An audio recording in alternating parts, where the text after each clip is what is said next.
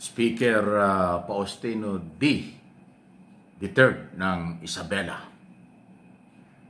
Nanawagan na po sa kanyang mga kasamahan sa Kongreso na tulungan siya, magtulungan daw sila para maibalik ang nasirang tiwala ng mamamayang Pilipino sa ating Kongreso.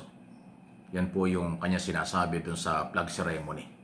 Tama naman yon, pero napansin ko nandun yung mga kapwa niya congressman, Gloria Macapagal-Arroyo at iba pa. May mga nag-attend din naman ng mga congressman maganda po yung panawagan, maganda yung sinasabi, magtulungan para maibalik ang tiwala, huwag sirain ng Kongreso, ayan, ang mismong mga kapwa congressman.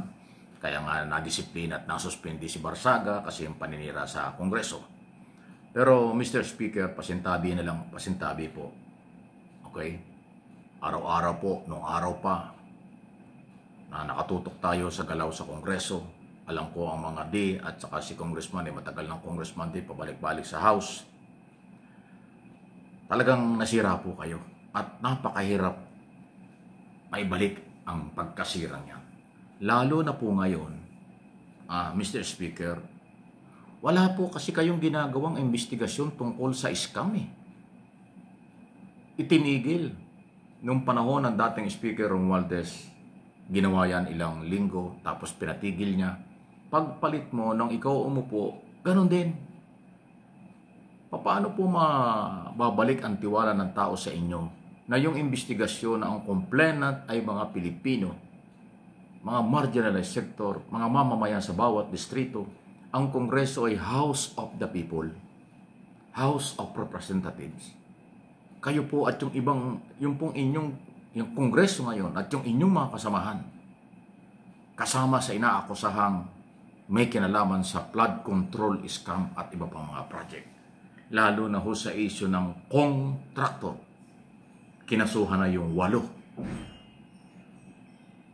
pang-8 si Saldico. Yung 7 congressman party list at iba pang congressman, kinasuhan na po dahil sa contractor. Siguro, Mr. Speaker, hindi naman ho sa kayo aming pinangunahan. Kaya mo bang ipagbawal sa mga congressman na tumigil sila sa pangontrata? Kaya ba nyo ipagbawal na mawala na yung contractor? Congressman na lang, hindi na contractor. Big challenge yan. Pag napagbawal mo, napairal mo, dahil delikadesa lang naman yan Kung naipairal mo ang delikadesa sa lahat ng membro ng congressman, mawala ang contractor, maging congressman nila na lang sila, pwedeng dahan-dahan makarecover kayo. Kung ating papakinggan yung unang sinabi last week lang ni Ombudsman Boying Remulla, ano sabi niya? Balak makipag-usap sa iyo, Mr. Speaker, ang Ombudsman dahil daw tinatayang nasa 10% ng kabuang membro ng Kongreso ay posibleng kasuhan, sumabit sa flood control scam. 10%. 320 yata kayo, ilan ang 10% niyan? Di ba? Mga 35 ba yata? 30 to 35 congressman. Ay ang nakakasuhan, 8 pa lang. Paano makaka-recover kayo niyan? Kung kayo po ay nagsagawa rin ng investigation and aid of legislation na katulad ng ginagawa ng Blue Ribbon Committee, baka magkaroon ng pag-asang nagtiwala ang tao dahil active ang congressman dati sa investigasyon at naniniwala ang mga nanonood ng mga Pilipino dahil live sa inyong mga ginagawa. Ay nawala po yun. Hindi ko nga alam kung bakit nyo pinagbawal yun. Para tuloy ang dating nanahimik kayo, pinagtakpan ang mga sarili. Paano kayo makakabawi? Paano may babalik ang tiwala? Diba? Isa pang tanong, paano kayo gagawa ng bagong batas kung wala naman kayong ginawang in aid of legislation investigation para labanan ang korupsyon? Hindi lang sa flood control scam. Yun Ang Senado pwedeng makagawa ng batas in aid of legislation kasi meron silang Blue Ribbon Committee na active. Ngayon lang ay naglaylo kasi budget deliberation. Kayo sa Kongreso, tapos na yung budget nyo Magbabay-cam na lang. Anong ginagawa nyo ngayon? So, tama yung panawagan mo, Speaker. Magtulungan kayo. Huwag kayong magsiraan. Kayo dyan sa loob ng Kongreso. Pero sa labas ng Kongreso, ang mamamayan naghihintay. Nasaan yung trabaho nyo? Bakit hindi nyo ginawa? Nasaan yung pagiging aktibo nyo sa investigasyon? Bakit tahimik kayo ngayon? Sa kabila ng 10%, maraming congressman, kontraktor, maraming congressman sabit sa korupsyon, kaduda-duda sa korupsyon. Di ba? Kung sinuspindi nyo si Kiko Barsaga at dapat lang naman, ayan, sundan pa ninyo ng iba pa. Maraming pwedeng madisiplinang congressman dyan.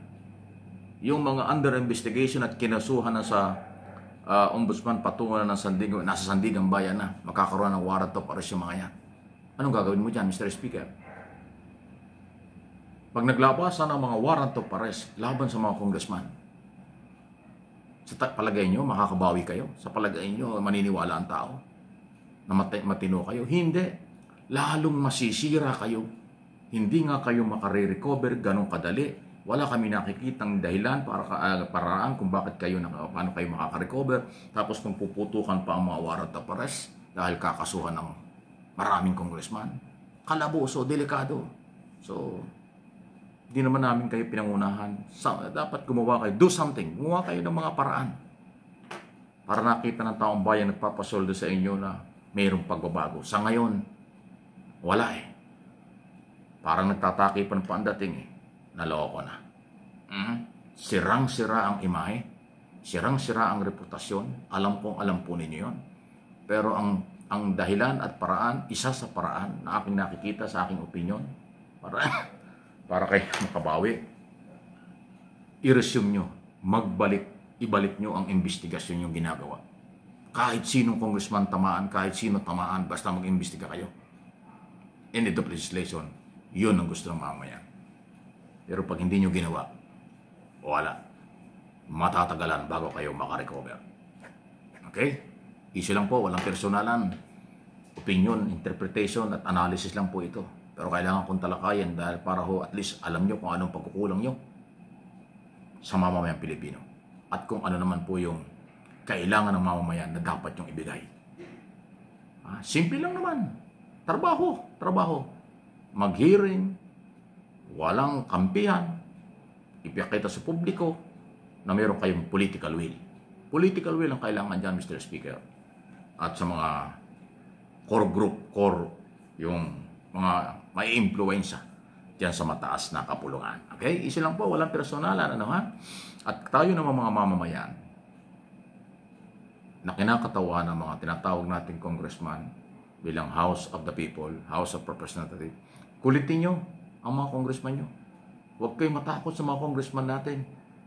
Nautusan nyo magtrabaho, makisuyo kayo magtrabaho ng maayos at ayusin na dapat gawin kasi yan ay ating pinapasweldo. Hindi natin boss sila. Lahat ng nasa gobyerno, hindi natin boss yan. Tayo ang boss nila. Tayo ang nagpapasweldo sa kanila. Mamamayan ang makapangyarihan sa lahat, hindi sila. Huwag tayo ang ibabaliktad kasi pag nakakita kayo ng congressman, governor, senador, bagang buntot nyo, akala nyo kung sino yung mga yan. Hindi po Sila dapat ang maglumuhod. Sila dapat ang magpakumbaba. Sila dapat ang lumapit sa mamamayan dahil ang employer nila, tayong mamamayang Pilipino. Di ba? Tayo nagpapasweldo sa kanila. Ganun kasimple lang yun. Pero totoo. Dito sa channel ko, walang fake. Lahat dito totoo. Derechahan. Real talk. Sa totoo lang. Please like, share, at subscribe. Follow ng ating mga channel.